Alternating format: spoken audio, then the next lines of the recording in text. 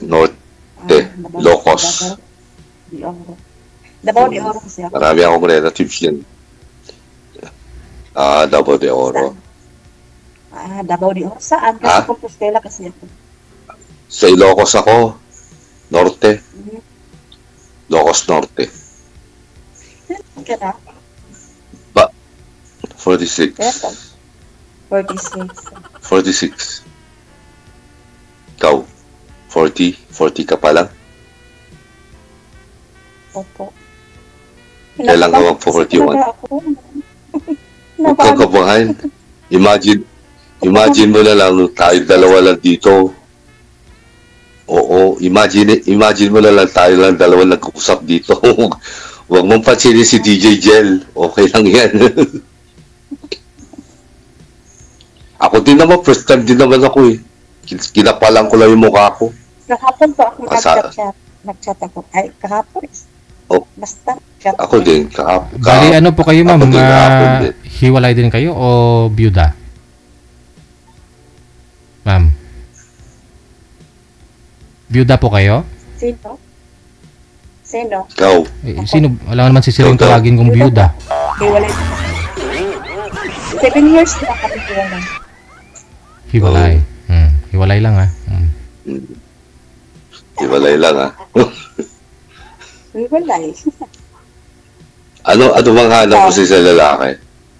Ako, byudo ako. Hanap sa isang lalaki o simple lang. Ano? Hanap ko sa isang lalaki. Ano ba? Basta, hanap mo sa isang lalaki. Yung hindi shocker. Hindi. Okay. Siya. Tapos, yun ang hanap mo. Anong ayaw mo sa lalaki? Yung marunong ano naman ayaw? Yung marunong kontento. Yung ayaw mo sa lalaki? Yeah. Ano naman yung ayaw mo sa lalaki? Ako sa lalaki, yung mga chatter. Ano yung chatter? Cheater ka mo? Cheater. Cheater o chatter? Ikaw, ano gusto mo sa babae? Cheater. Ayun, simple lang. Simple lang yung gusto ko sa babae. Malambing. Okay lang yun sa losa. Normal lang yun sa kanila. Oo, talaga ako siya. Hindi chatter. Sinusa talaga. No, dapat lang. Okay lang yun. Normal lang yun sa babae. Kasi, nagpapatunay lang yan na minamahal niya yung sa lalaki pagka gano'n. Tama. Kung hindi nagsiselos yung babae, may problema nga. Di ba? Wala siyang pakialam pagka gano'n. Ilang years na po kayong byudo, sir? 10 years na po. 10 years. So, that time, umiidad pa lang po kayo ng 35. 35. Yeah. Yung sa damit po ninyo, nakalagay Army, sundalo po kayo. US Army po. US Army ka? Hindi po kayo dito sa... Hindi po. US citizen po ako eh. Tapos, nagbakasyon lang po kayo dito sa Isabela? Hindi, Ilocos. Sa Ilocos? Bakasyon. Sabi nang nasa comment. Actually, magre-retire na ako sa March eh. Kasi 22 years na ako sa servisyo. Dapat 20 years lang. So, bali nagbakasyon lang po kayo. Gaano po katagal yung bakasyon dito sa Pilipinas? 3 months lang yung bakasyon ko dito. Pero itatanong ko sa commander ko kung pwedeng i-ano ko yung gonna be 6 months kasi may pinapagawa akong apartment dito eh. Di pa tapos. Pwede mo daw tanggalin yung sa ulo mo, sir, sabi nila. Kasi napagmalan po kayong Abu Sayyaf. Sure. May nag-comment kasi kanina, akala nila Abu Sayyaf ka kasi bakit may sabi ko Army. Army na damit. Okay. So nagpagawa po kayo, sir, para pag Okay lang po. mag-retire po kayo, mag-for good ka na, stable ka na dito ka na sa Pilipinas. Yun. Mm, Yun lang yung plano ko eh. oh. I-share mo nga po sa amin, sir, paano po kayo nakapunta ng US at nakapag-apply Army? Yung lolo ko, siya yung kumuha sa amin. Buong pamilya kinuha kami. Mm. Since 9 years old, nandun ako. Doon po lumaki. Kaya pala. Tapos pumasok talaga, kayo sinadya nyo pumasok talaga sa Army? Actually, yung parents ko, ayaw nila kasi bawal sa kanila ng Army eh. Kasi, yung religion nila, Jehovah's Witness kasi sila. Mm. Kaya hindi ko pinaalam. Mm. Pumasok na lang ako mag-isa, tapos re-recruit ko yung kapatid ko. Ayun. Pati kapatid Hanggang mo? sa nag-alala yung parents ko, pati kapatid ko re-recruit ko, naging Army din. Tapos, nung umuwi ako after training, 6 months, nag-alala yung parents ko kung nasan daw ako. Nung umuwi ako sa bahay, tinanong nila kung saan daw ako nagpupunta kasi pasaway din ako nung Kaya yun, nakita nila. Naging active din ako. Mm. Kaya galit na galit yung parents ko bakit daw ako sumali sa US Army. So bali, Alam naman na, active pa rin po kayo hanggang ngayon? Okay. So, pero yung asawa? magre-retire na ako sa March. March? Tapos na yung ko. March next year? Oo. Itong March. Next year.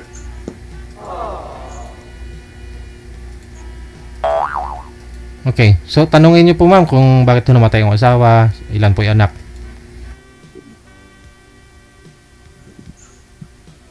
Kidney failure, saka may tatlo kaming anak. Malalaki na.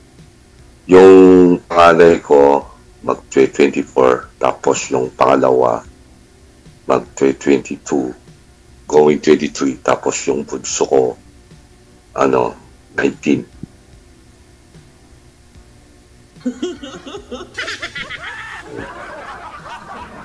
Ang salita po kayo, ma'am. Ano nga pong pangalan niyo, ma'am?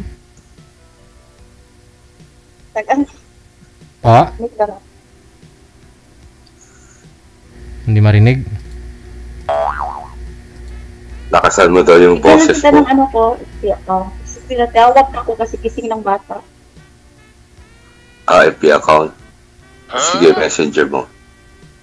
Bigyan na ka ng account ko. Tapos,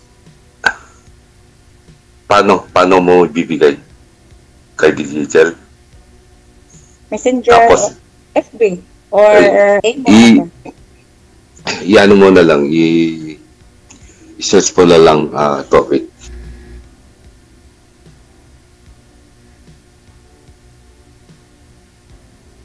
Hindi po pwedeng i-search, no? I-screenshot nyo po o i-copy po ninyo yung ano niyan mamaya. Mamaya na po, pag sa off-cam na. I-copy po ninyo yung ID ng inyong, your URL ng inyong Facebook. Tapos i-send nyo dito sa hotline para makita nyo po. Para diretso po mismo doon yung link sa mismong account niyo kasi kung ano lang, i-search lang. Maraming kapangalan. Search mo na lang to. Bawal po. I-send mo na lang. I-send mo Hindi sila nakikinig Tanong pa ako kayo, ma'am. Magtanong pa ako kayo kay sir para makilala po ninyo.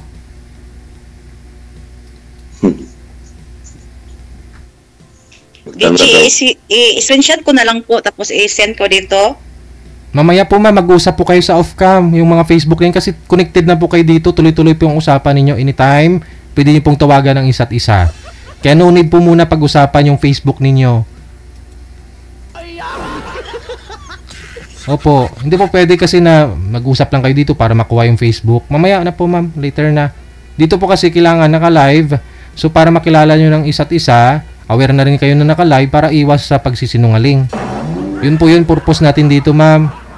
Kasi kung Facebook po kaagad yung bibigay ninyo, kukunin ninyo, parang bugaw kami nun. Sana naintindihan ninyo. Sige na kasi, sorry, sige, dalawak na ako. Ano po gagawin mo, ma'am? May trabaho ka na? Anong account mo? Lato. Ay, wala na. Wanted, sweetheart. Wanted, sweetheart. Kung talagang US Army at magre-retire si Sir, maraming interesado sa comment. Siguraduhin ko sa inyo, marami na namang mag-PPM yan dito sa amin na gusto makuha Facebook ni Sir.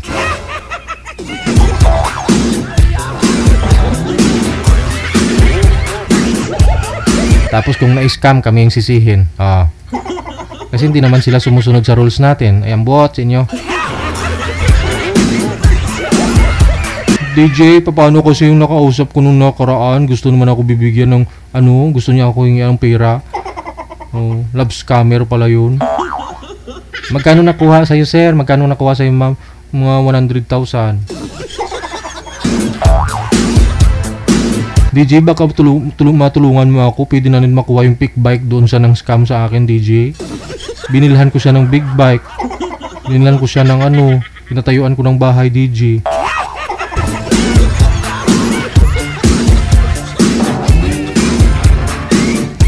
Sumunod po kayo sa rules natin, ha? Para naman po sa safety, para po yan sa kaayusan ng lahat, no?